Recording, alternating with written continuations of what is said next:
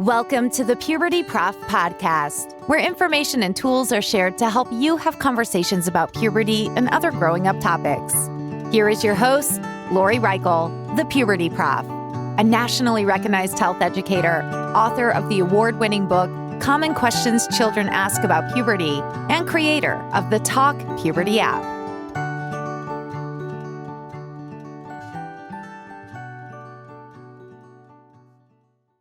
Hi, and welcome to the Puberty Prof Podcast. I'm your host, Dr. Lori Reichel, the Puberty Prof.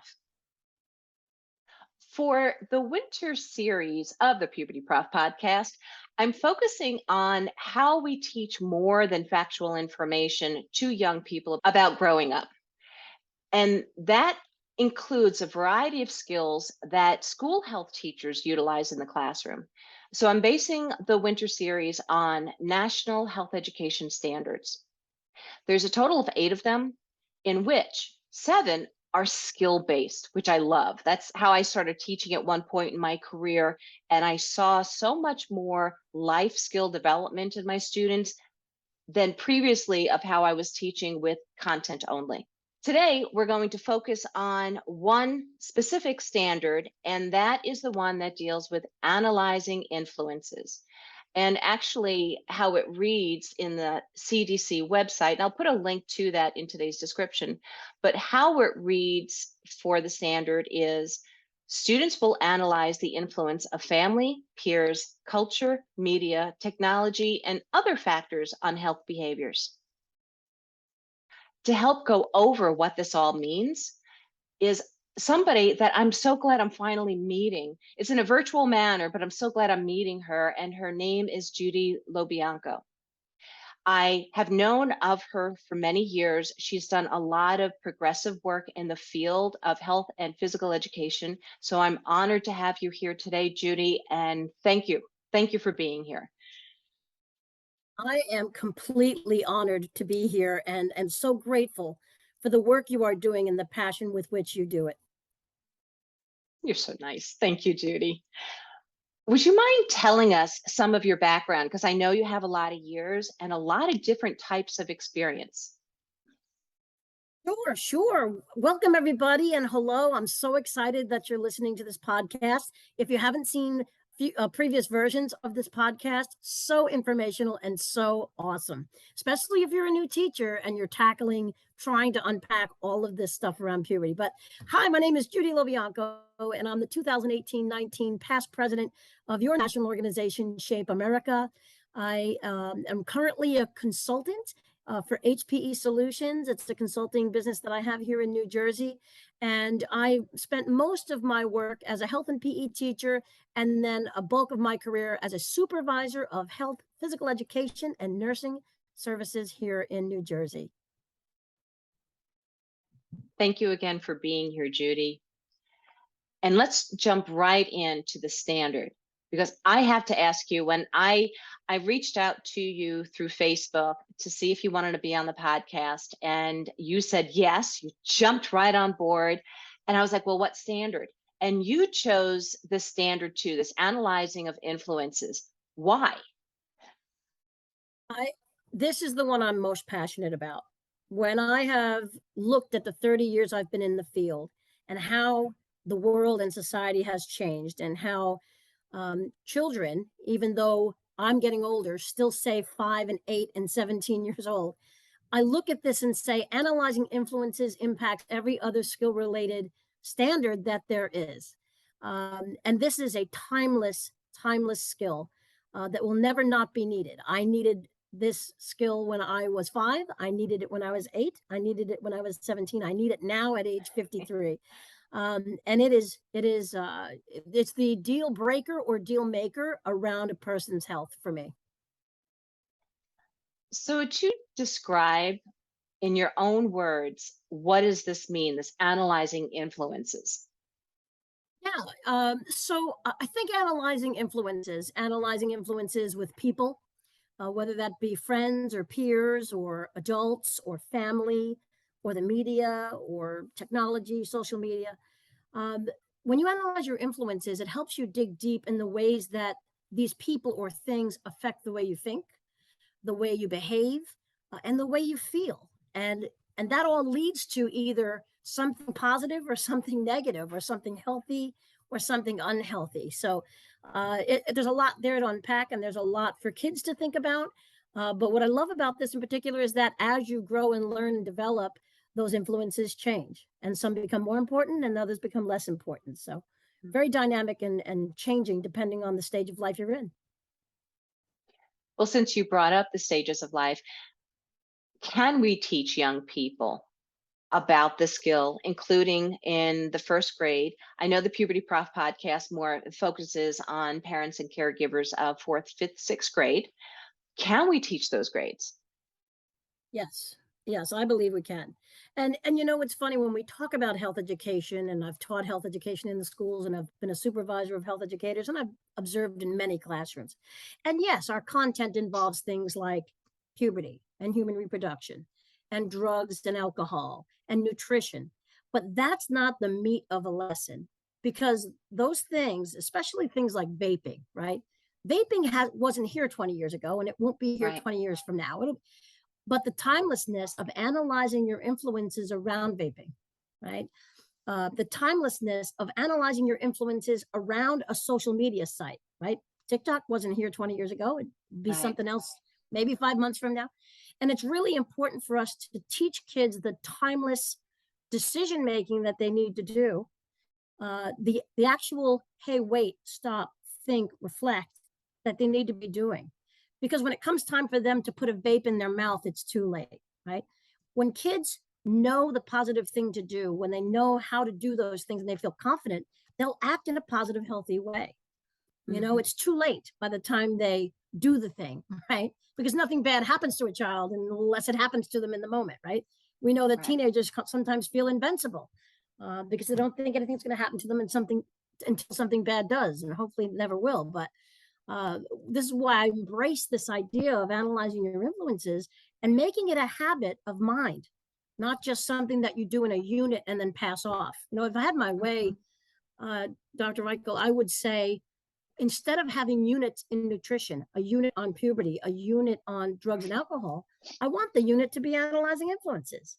I want the unit to be healthy decision making. I want the unit to be self-advocacy, you know, and plugging in the content from there that helps kids regularly practice and master these skills.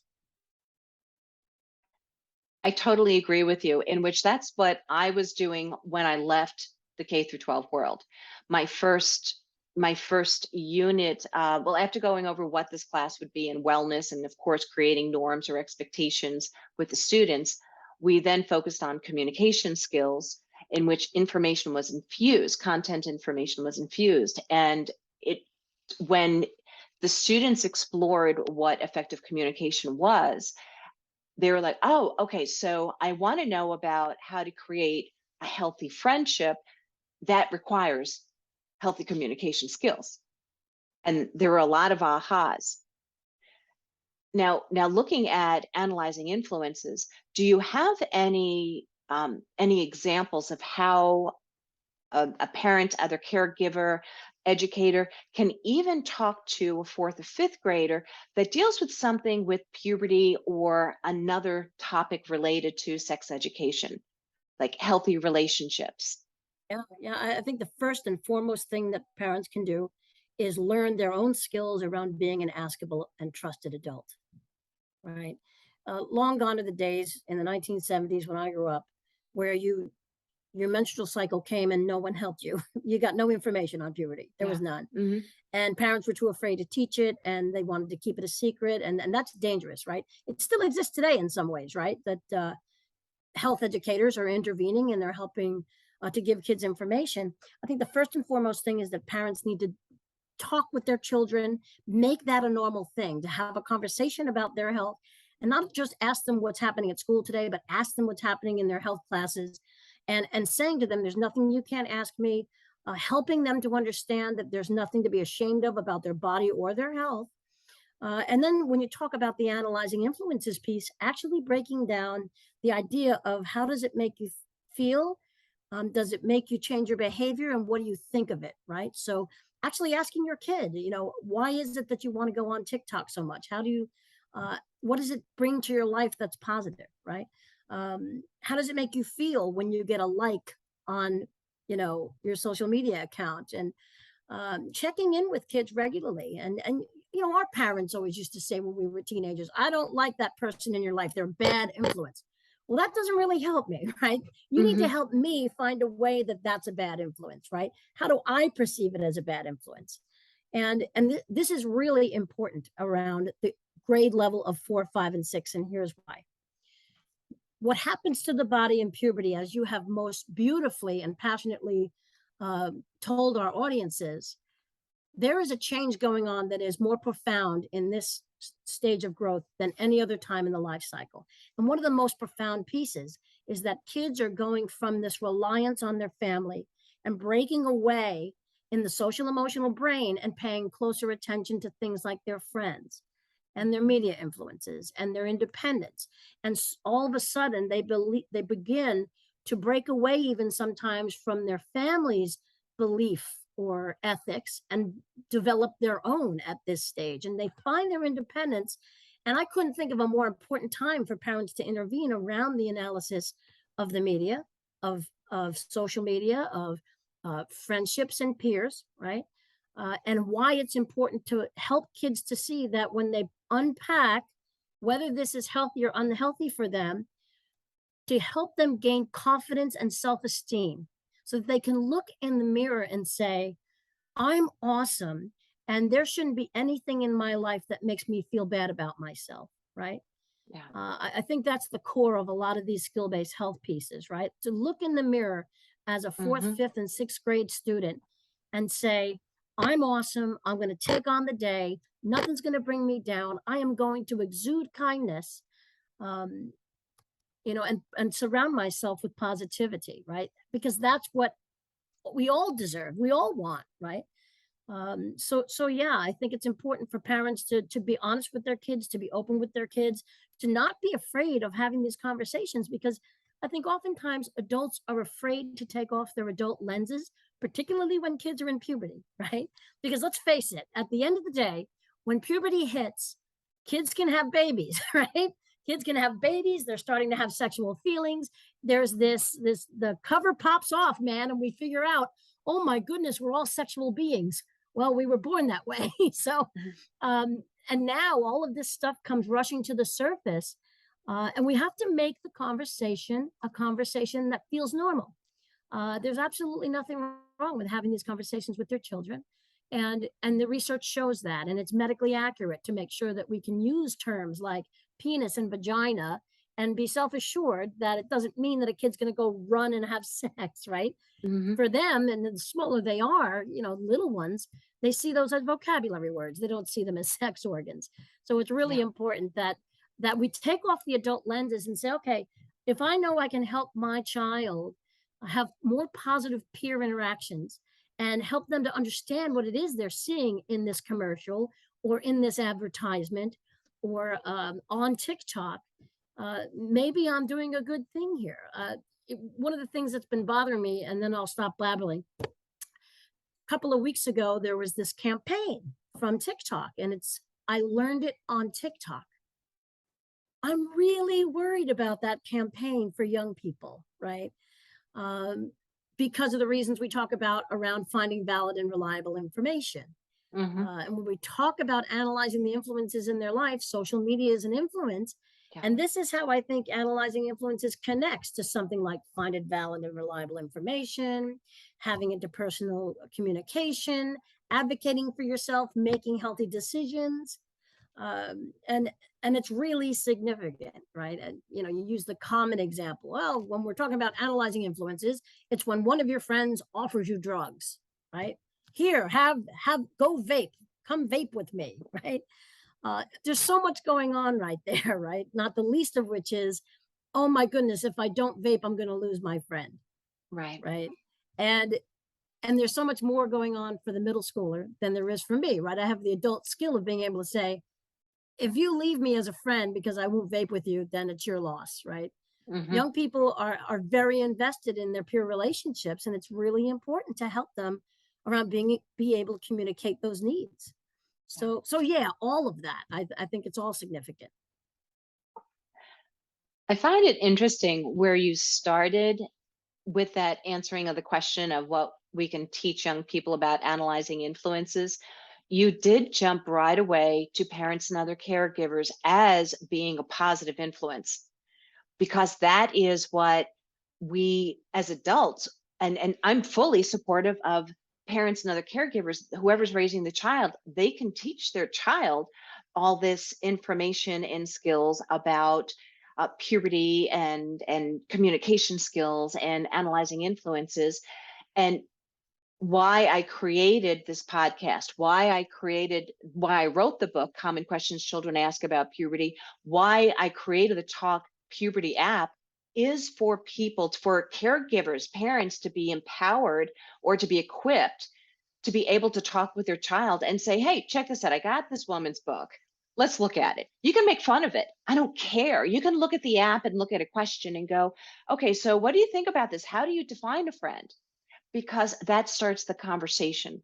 Because you as a parent, as a caregiver, as a teacher, you're a major influencer for your children. And what we know in the research is that when kids are asked, who do you want to talk about these topics to you?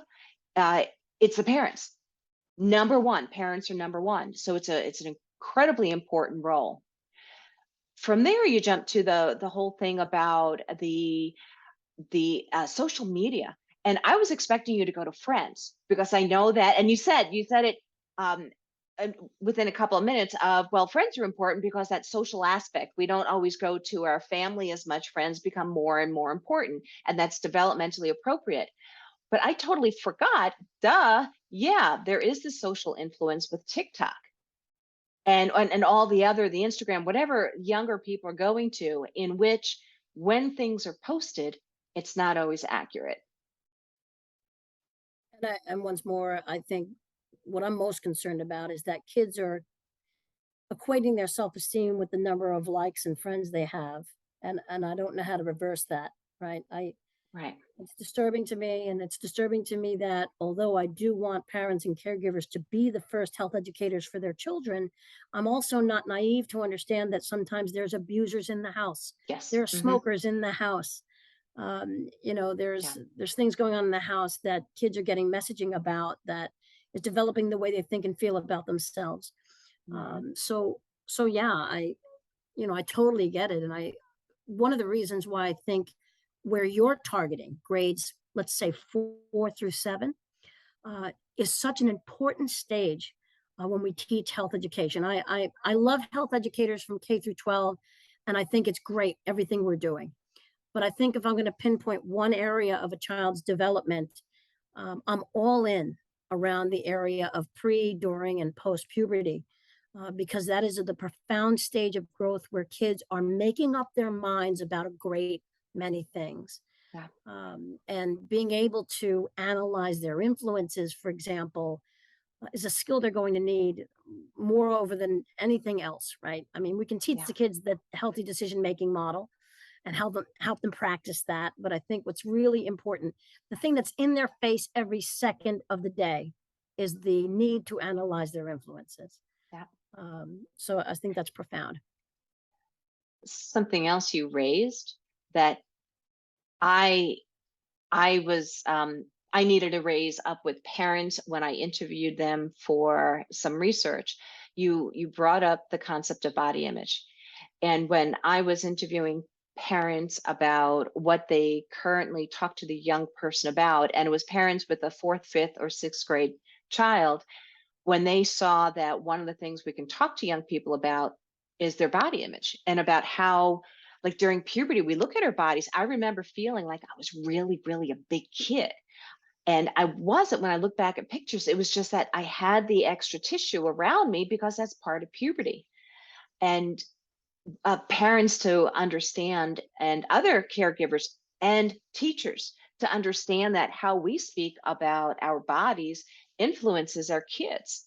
Because if you're a 5th grade teacher and you're saying, oh, I need to lose 5 pounds, oh, I need another salad, you're imposing a negative influence on kids that you are your body, and you're so much more than your body. And that's the other piece, right? Whether or not, after the kid analyzes the influence, deciding whether it's positive or negative in their life. Yeah. So important. You can't just stop at, wow, this friend is really mean to me. Maybe I should stop being friends with them. Well, but they're my only friend. Right. And these are major decisions that the kid is making, right? These are as life-threatening to them as anything else, and they're very serious to them. And, I reject the notion that post-pandemic or anything, that our kids are not as resilient as we think. I think our kids are resilient. I think that, I believe that too. Mm-hmm. Yeah, I don't think we've got a group of young people that are, in despair every second of the day. I don't. I know that's not to discount that some kids may be in distress. There's no doubt about that. But at the same time, I think that this work, the work you're doing and the work around skill-based health, is literally a matter of life and death for them. It truly is. And where they're not hearing anything from anyone about these topics, they've got to go find it on their own. And chances are they're going to find it in a place that is not going to give them the right information, right? So it's big time. It's big time. So let's say a young person is listening in, Judy, and they're like, well, what do I do? Like, how do I analyze this influence? What advice do you have for them?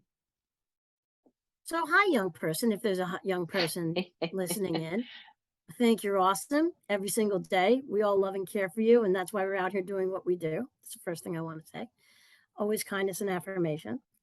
And I would say that you've got to take the time in the work you're doing around analyzing influences, that when you see and hear things in your friendships and on TV or on social media, how does it make you feel, right? And is the feeling a good feeling? And how does it make you think about yourself? And how does it make you behave in different ways that you wouldn't behave before? And knowing that you are the most important person to you, and that you need to take good care of yourself because you've got that first responsibility to do that, you've got to question whether or not these are the things that are good for you, right?